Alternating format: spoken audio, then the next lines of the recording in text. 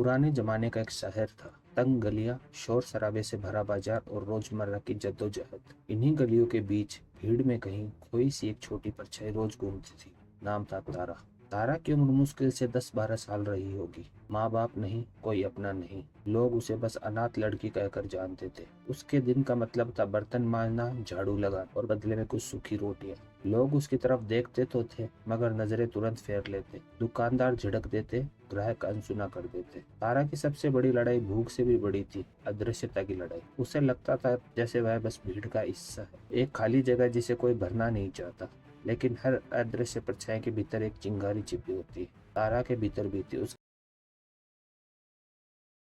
तारा का जीवन एक अंतहीन चक्र था। सुबह काम, दिन भर पसीना और रात को किसी कोने में भूखे प्यासे सो जाना। एक दिन वह एक बड़ी मिठाई की दुकान में काम कर रही थी। उसने घंटों फर्श को इतना चमकाया कि लोग उसमें अपना चेहरा देख सकते थे। लेकिन काम पूरा होने पर मालिक ने बेमन से कुछ पैसे थमा दिए और झिड़कते हुए कहा, जा यहाँ क्यों खड़ी है, और काम ढूंढ। उसकी मेहनत मिट्टी में मिल गई। उस रात तारा पेड़ के नीचे बैठकर रो रही थी। आंसू सिर्फ दर्द के नहीं थे, उनमें सवाल भी थे। क्यों क्यों मुझे ही ऐसी जिंदगी मिली? क्या मुझे कभी कोई बड़ा मौका नहीं मिलेगा? अगली सुबह बाजार के कोने में बैठी तारा को पास की पुरानी किताबों की दुकान से आवाज आई। वहां बैठी थी अम्मा, सफेद बालों वाली, अनुभवी आंखों वाली और दया से भरा चेहरा। अम्मा ने तारा को एक खाली नोटबुक और पुरानी पेंसिल थमाई। उन्होंने कहा, बेटा, तुम हमेशा किसी अवसर का इंतजार करती रहती हो, पर सच ये है कि अवसर बाहर नहीं आते, अवसर तो भीतर पैदा होते हैं। तुम दुनिया से लेने की सोचती हो, कभी ये सोचा है कि तुम क्या दे सकती हो? तारा ने नोटबुक को देखा। यह सिर्फ कागज ही नहीं था, उसकी जिंदगी का आईना था,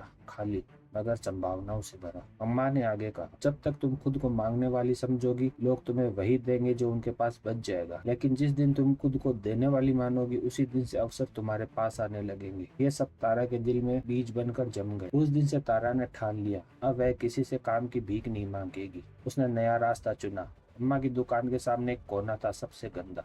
लोग वहां पर कूड़ा सड़ी सब फेंक देते थे। तारा ने रोज सुबह उस कोने की सफाई शुरू कर दी, बिना किसी भुगतान की उम्मीद के। लोग हंसते, पागल है ये लड़की। कुछ लोग जानबूझकर और कचरा फेंक जाते, लेकिन तारा डटी रही। वह गंदगी को अलग करती, प्लास्टिक एक तरफ, कागज दूसरी तरफ, सब्जियों के छिलके खेतों में डाल दे। उसकी नोटबुक अब हर दिन भरने लगी। कितना कचरा निकला, किसने फेंका, जगह कितनी साफ हुई। वह गंदा कोना बाजार का सबसे व्यवस्थित और शांत कोना बन चुका था। तारा अब किसी से कुछ नहीं मांग रही थी, वह मूल्य बना रही थी। इसी दौरान शहर में एक बड़ा व्यापारी आया, श्रीकांत। वह अपनी नई मंडी खोलने के लिए जगह और प्रबंधक ढूंढ रहा था। जब वह बाजार से गुजरा तो उसकी नजर तारा के बनाए उस साफ कोने पर पड़ी। उसने अम्मा से पूछा, यह जगह किसने संभाली? इतनी व्यवस्था तो पूरे बाजार में कहीं नहीं दिखी। अम्मा मुस्कुराई, ये लड़की, किसी ने इसे काम नहीं दिया।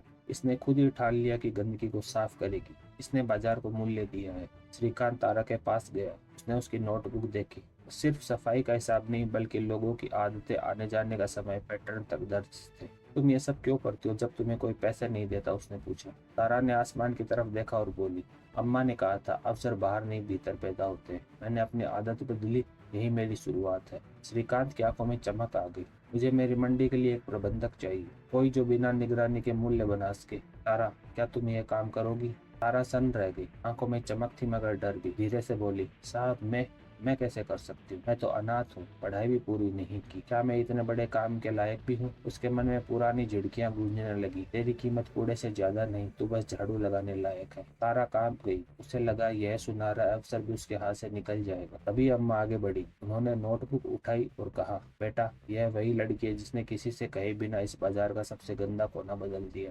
अगर यह मैनेजर नहीं बन सकती तो और कौन बनेगा? लायकियत खून या पहचान से नहीं, ईमानदारी और आदतों से साबित होती है। श्रीकांत मुस्कुराए। तारा, जब तुम खुद पर शक करोगी तो इस नोटबुक को देखना। हर पन्ना तुम्हारे अनुशासन और मेहनत का प्रमाण है। अगर तुम एक कोना बदल सकती हो तो पूरी मंडी क्यों नहीं? तारा की आंखें भर आई। पहली बार उसने खुद को मांगने वाली नहीं, बल्कि देने वाली के रूप में देखा। उसने सिर झुकाकर हाँ कर दी।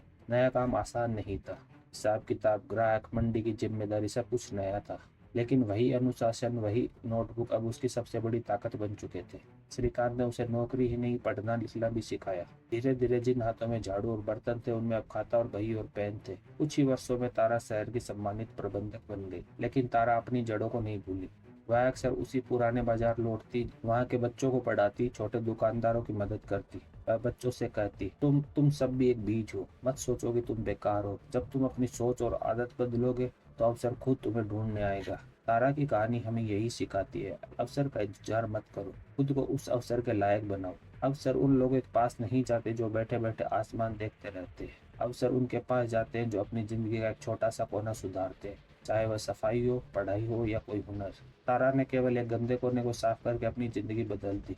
उसने साबित किया कि इंसान की कीमत उसकी परिस्थिति से नहीं बल्कि उसकी आदतों और मूल्य बनाने की क्षमता से तय होती है। तारा की कहानी हमें यही सिखाती है, अवसर इंतजार करने से नहीं आते, वे तब आते हैं जब हम अपने भीतर से बदलते हैं। कमेंट करके बताइए कि आज आप कौन सा छोटा कदम उठाने जा रहे हैं, और अगर यह कहानी आपके दिल को छू गई हो तो इसे लाइक करें, शेयर करें और हमारे चैनल को सब्सक्राइब करें, ताकि ऐसी और प्रेरक कहानियाँ आप तक पहुँचती रहें।